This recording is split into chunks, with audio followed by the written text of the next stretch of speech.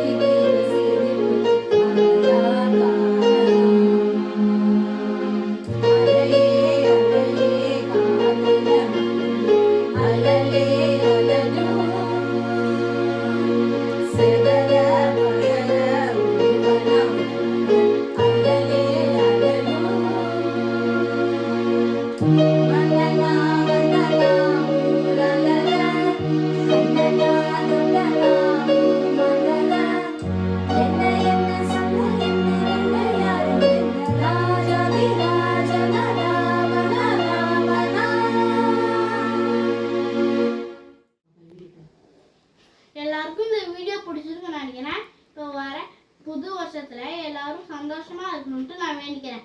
Happy new year.